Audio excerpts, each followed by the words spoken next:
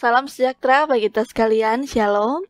Saudara-saudara yang terkasih dan diberkati oleh Tuhan, sehat dan kuat yang boleh kita nikmati di hari ini.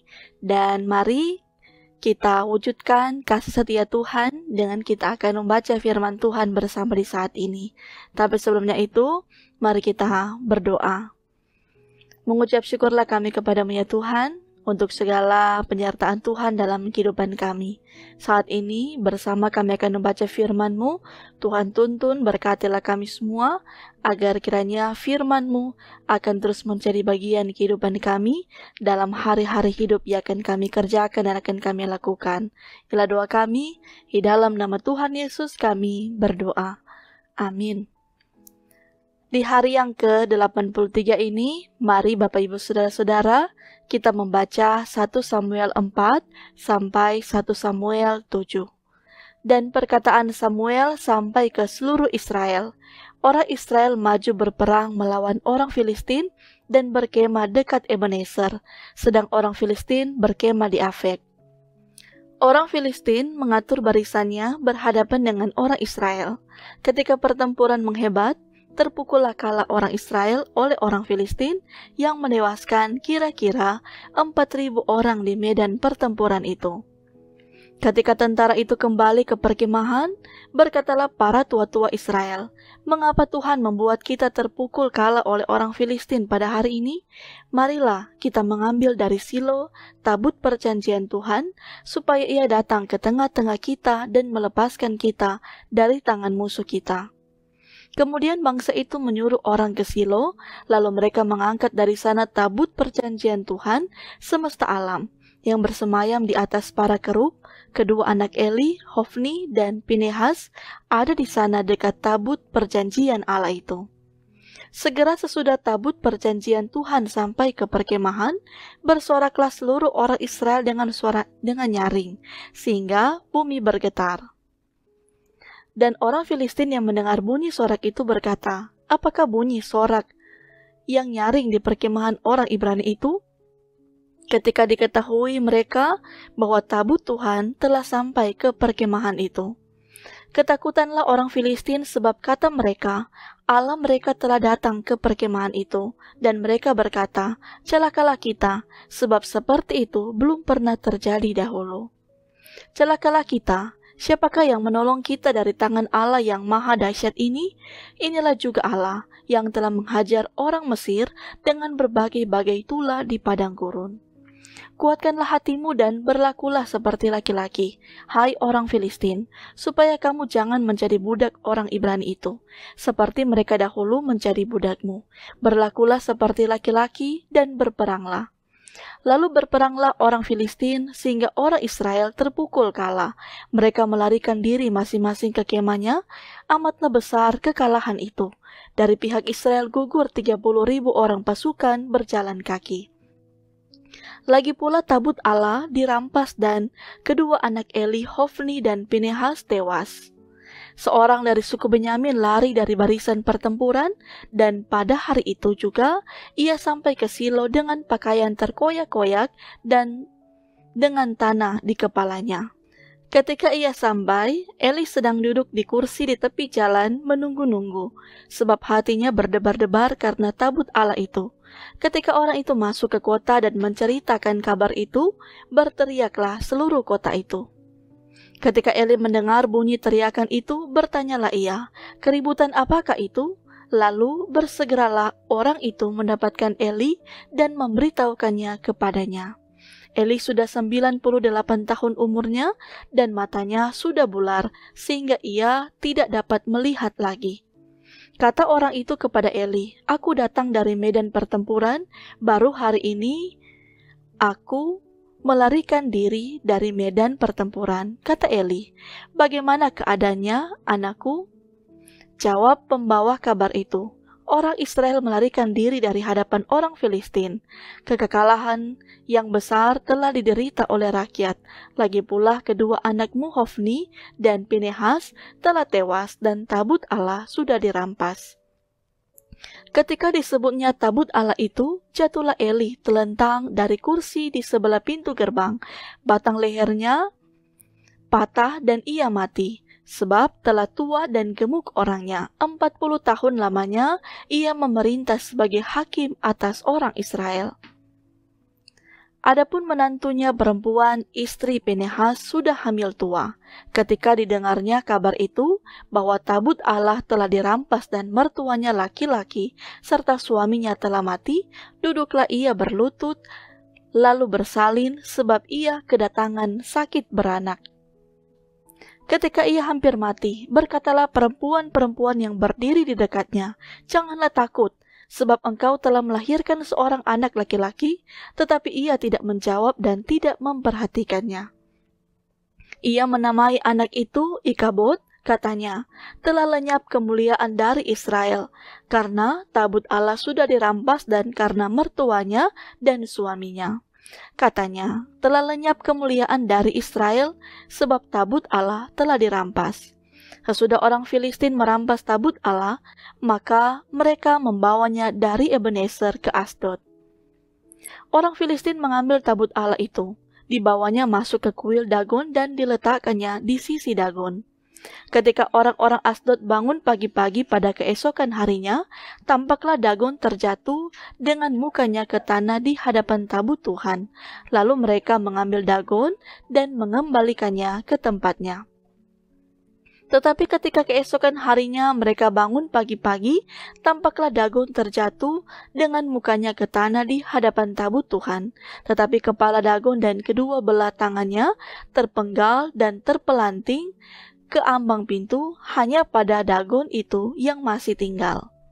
Itulah sebabnya para imam Dagon dan semua orang yang masuk ke dalam kuil Dagon tidak menginjak ambang pintu rumah Dagon yang di Asdod sampai hari ini. Tangan Tuhan menekan orang-orang Asdod itu dengan berat, dan ia membingungkan mereka. Ia menghajar mereka dengan borok-borok, baik Asdod maupun daerahnya. Ketika dilihat orang-orang Asdod bahwa demikian halnya, berkatalah mereka, "Tabut Allah Israel tidak boleh tinggal pada kita, sebab tangannya keras melawan kita dan melawan Dagon Allah kita." Sebab itu mereka memanggil berkumpul kepadanya semua raja kota orang Filistin dan berkata, "Apakah yang akan kita lakukan dengan tabut Allah Israel itu?" Lalu kata mereka, "Tabut Allah Israel harus dipindahkan ke Gad." Jadi mereka memindahkan tabut Allah Israel itu ke sana. Tetapi setelah mereka memindahkannya, maka tangan Tuhan mendatangkan kegemparan yang sangat besar atas kota itu. Ia menghajar orang-orang kota itu, anak-anak dan orang dewasa, sehingga timbul borok-borok pada mereka. Lalu mereka mengantarkan tabut Allah itu ke Ekron, tetapi sesampai tabut Allah itu di Ekron, berteriaklah orang Ekron itu demikian, "Mereka memindahkan tabut Allah Israel itu kepada kita untuk mematikan kita dan bangsa kita." Sebab itu mereka memanggil berkumpul semua raja kota orang Filistin itu dan berkata, "Antarkanlah tabut Allah Israel itu, biarlah itu kembali ke tempatnya, supaya jangan dimatikannya kita dan bangsa kita. Sebab di seluruh kota itu ada kegemparan maut, tangan Allah menekan orang-orang di sana dengan sangat berat. Orang-orang yang tidak mati dihajar dengan borok-borok, sehingga teriakan kota itu naik ke langit." Setelah 7 bulan lamanya tabut Tuhan itu ada di daerah orang Filistin. Maka orang Filistin itu memanggil para imam dan para petenung, lalu berkata kepada mereka, "Apakah yang harus kami lakukan dengan tabut Tuhan itu? Beritahukanlah kepada kami bagaimana kami harus mengantarkannya kembali ke tempatnya." Lalu kata mereka, "Apabila kamu mengantarkan tabut Allah Israel itu, maka janganlah kamu mengantarkannya dengan tangan hampa, melainkan haruslah kamu membayar tebusan salah kepadanya. Maka kamu akan menjadi sembuh, dan kamu akan mengetahui mengapa tangannya tidak undur daripadamu." Sesudah itu bertanyalah mereka, "Apakah tebusan salah yang harus kami bayar kepadanya?" Jawab mereka, "Menurut jumlah raja-raja kota orang Filistin, 5 borok emas dan 5 tikus emas, sebab tulah yang sama menimpa kamu sekalian dan raja-raja kotamu." Jadi buatlah gambar borok-borokmu dan gambar tikus yang merusak tanahmu, dan sampaikanlah hormatmu kepada Allah Israel. Mungkin ia akan mengangkat daripadamu, daripada Allahmu, dan daripada tanahmu, tangannya yang menekan dengan berat. Mengapa kamu berkeras hati sama seperti orang Mesir dan Firaun berkeras hati? Bukankah mereka membiarkan bangsa itu pergi ketika ia mempermain-mainkan mereka? Oleh sebab itu ambillah dan siapkanlah sebuah kereta baru dengan 2 ekor lembu yang menyusui, yang belum pernah kena kuk. Pasanglah kedua lembu itu pada kereta, tetapi bawalah anak-anaknya kembali ke rumah, supaya jangan mengikutinya lagi. Kemudian ambillah tabut Tuhan, muatkanlah itu ke atas kereta, dan letakkanlah benda-benda emas yang harus kamu bayar kepadanya sebagai tebusan salah ke dalam suatu peti di sisinya, dan biarkanlah tabut itu pergi. Perhatikanlah apabila tabut itu mengambil jalan ke daerahnya, ke Bet-Semes, maka dialah itu yang telah mendatangkan malapetaka yang hebat ini kepada kita. Dan jika tidak, maka kita mengetahui bahwa bukanlah tangannya yang telah menimpa kita, kebetulan saja hal itu terjadi kepada kita. Demikianlah diperbuat orang-orang itu. Mereka mengambil 2 ekor lembu yang menyusui, dipasangnya pada kereta, tetapi anak-anaknya ditahan di rumah. Mereka meletakkan tabut Tuhan ke atas kereta, juga peti berisi tikus-tikus emas dan gambar benjol-benjol mereka. Lembu-lembu itu langsung mengikuti jalan yang ke Bet-Semes melalui satu jalan raya, sambil menguak dengan tidak menyimpang ke kanan atau ke kiri, sedang raja-raja kota orang Filistin itu berjalan di belakangnya sampai ke daerah Bet-Semes. Orang-orang Bet-Semes sedang menuai gandum di lembah. Ketika mereka mengangkat muka, maka tampaklah kepada mereka tabut itu. Lalu bersukacitalah mereka melihatnya. Kereta itu sampai ke ladang Yosua, orang Bet-Semes itu, dan berhenti di sana. Di sana ada batu besar. Mereka membelah kayu kereta itu, dan mereka mempersembahkan lembu-lembu sebagai korban bakaran kepada Tuhan. Orang-orang suku Lewi menurunkan tabut Tuhan dengan peti yang ada di sebelahnya, yang di dalamnya ada benda-benda emas itu, lalu menaruhnya di atas batu besar itu, dan pada hari itu orang-orang Bet-Semes mempersembahkan korban bakaran dan korban sembelihan kepada Tuhan.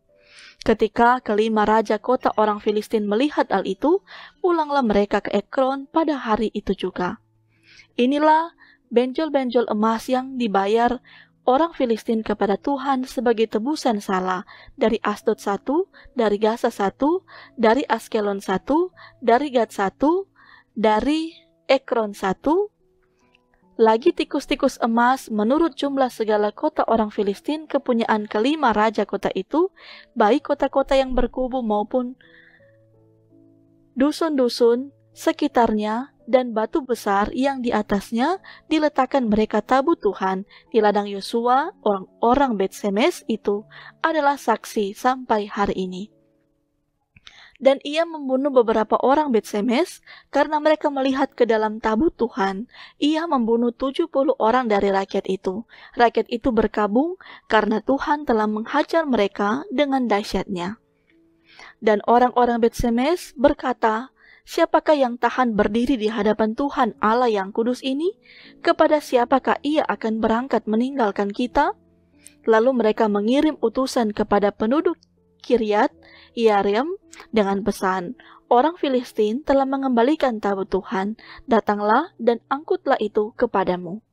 Lalu orang-orang Kiryat Yearim datang. Mereka mengangkut tabut Tuhan itu dan membawanya ke dalam rumah Abinadab yang di atas bukit, dan Eleazar anaknya mereka kuduskan untuk menjaga tabut Tuhan itu. Sejak saat itu tabut itu tinggal di Kiryat Yearim. Berlalulah waktu yang cukup lama, yakni 20 tahun, dan seluruh kaum Israel mengeluh kepada Tuhan.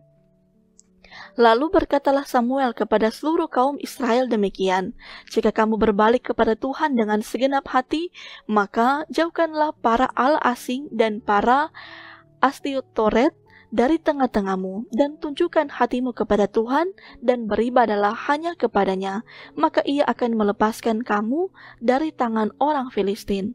Kemudian orang-orang Israel menjauhkan para Baal dan para Asitoret dan beribadah hanya kepada Tuhan.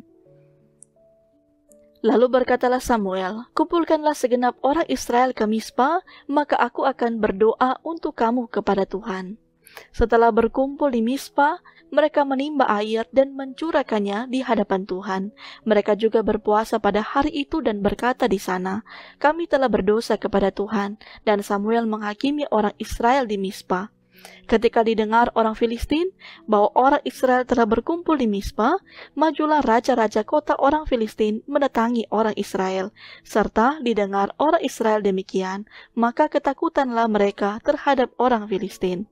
Lalu kata orang Israel kepada Samuel, janganlah berhenti berseru bagi kami kepada Tuhan Allah kita, supaya ia menyelamatkan kami dari tangan orang Filistin itu.